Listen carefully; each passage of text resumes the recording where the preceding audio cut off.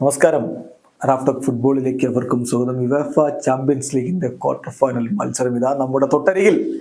നാളെയും മറ്റന്നാളുമായിട്ടാണ് ആ കിടലൻ പോരാട്ടങ്ങൾ ഇങ്ങോട്ടേക്ക് എത്തുന്നത്. അതും വമ്പൻ പോരാട്ടങ്ങളാണ്. സിറ്റിയുടെ എതിരാളികൾ ആരാ?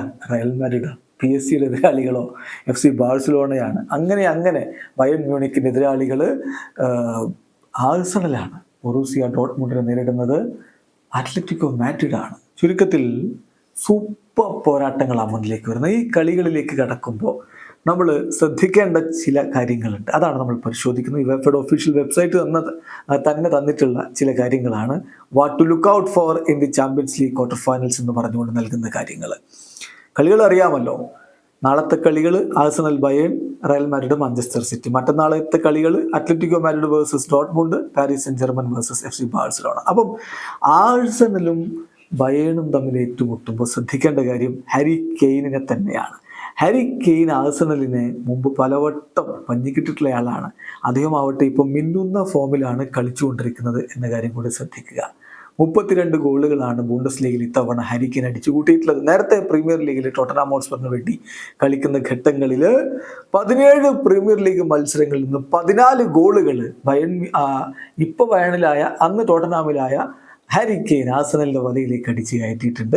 അപ്പം അദ്ദേഹത്തെ എന്തായാലും ശ്രദ്ധിക്കണം, സൂക്ഷിക്കണം. നല്ല പണി കൊടുക്കാൻ സാധ്യതയുണ്ട്. അപ്പോൾ ഒന്നാമത്തെ കാര്യം അതാണ്, ഹാരി കെയ്ൻ വേഴ്സസ് ആഴ്സണൽ ഒരിക്കൽ കൂടി ആ പോരാട്ടം. പിന്നെ ആഞ്ചലോട്ടി ഡബിൾ സെഞ്ചുറിയുടെ അടുത്തേക്ക് എത്തുന്നു. അതാണ് മറ്റൊരു ശ്രദ്ധേയമായിട്ടുള്ള കാര്യം. Ancelotti set for double century. Carlo Ancelotti Real മാഡ്രിഡും മാഞ്ചസ്റ്റർ സിറ്റിയും തമ്മിലുള്ള പോരാട്ടത്തിന് ഇറങ്ങുമ്പോൾ അദ്ദേഹം first coach to reach 200 matches at the helm in the competition. ഈ ഒരു കോമ്പറ്റീഷൻ യുവേഫ ചാമ്പ്യൻസ് ലീഗിൽ 200 മത്സരങ്ങളിൽ ടീമിനെ ഇറക്കുന്ന കോച്ചായിട്ട് അദ്ദേഹം മാറാൻ പോവുകയാണ്.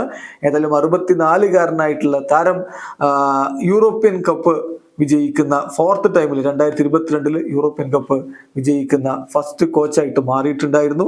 മാഡ്രിഡ് സിറ്റിയെ നേരിടുമ്പോൾ സെമി ഫൈനലിലെ സെക്കൻഡ് ലെഗിൽ നേരിടുമ്പോൾ അലക്സ് ഫെർഗൂസനെ അദ്ദേഹം ഓവറോൾ മാച്ചസിന്റെ കാര്യത്തിൽ മറികടന്നിട്ടുണ്ടായിരുന്നു. എന്തായാലും അദ്ദേഹം മുന്നോട്ട് കുതിക്കുകയാണ്. ഡബിൾ സെഞ്ചുറിയിലേക്ക് അദ്ദേഹം കടക്കാൻ പോകുന്നു. ദെൻ സിമിയോണി മറ്റൊരു പ്രധാനപ്പെട്ട കണക്കിലേക്ക് കടക്കാൻ പോവുകയാണ്. എക്സ്ക്ലൂസീവ് ക്ലബിലേക്ക് കടക്കാൻ പോവുകയാണ്. 100 champions league games as coach of Atletico Madrid. ഇത് തീർച്ചയായിട്ടും വളരെ പ്രധാനപ്പെട്ട ഒരു നേട്ടമാണ്. 100 മത്സരങ്ങൾ അദ്ദേഹം കോച്ചാകാൻ പോകുന്നു യുവേഫ ചാമ്പ്യൻസ് ലീഗിൽ. എന്തായാലും അത്ര എളുപ്പമുള്ള പോരാട്ടമല്ല വരാൻ പോകുന്നത് എന്ന കാര്യം കൂടി ശ്രദ്ധിക്കുക. ബൊറൂസിയ ഡോർട്ട്മുണ്ടുമായിട്ടാണ് അവർക്ക് കളിക്കാനുള്ളത്. മറ്റൊന്ന്, പാരീസ് സെന്റ് ജർമ്മനും FC ബാഴ്സലോണയും തമ്മിൽ ഏറ്റുമുട്ടുന്നു. ഓർമ്മയില്ലേ പഴയകാല പോരാട്ടങ്ങൾ? അതിൻ്റെയൊക്കെ ആവേശം എല്ലാവരുടെയും മനസ്സിലുണ്ടാകും.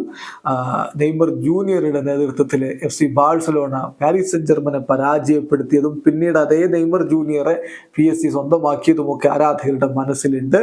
ഏതായാലും ആ 2 ടീമുകൾ തമ്മിൽ ഒരിക്കൽ കൂടി ഏറ്റുമുട്ടാൻ പോകുന്നു. അങ്ങനെ സുപ്രധാനമായ പോരാട്ടങ്ങൾ നമ്മുടെ മുന്നിലേക്ക് വരുമ്പോൾ ശ്രദ്ധിക്കേണ്ടതായിട്ടുള്ള ചില കാര്യങ്ങളും ഉണ്ട് എന്നർത്ഥം. വീഡിയോ അവസാനിക്കുന്നു. ഫുട്ബോൾ ലോകത്തെ കൂടുതൽ വിശേഷങ്ങളുമായി റാഫ്റ്റോക്സ് എത്താം.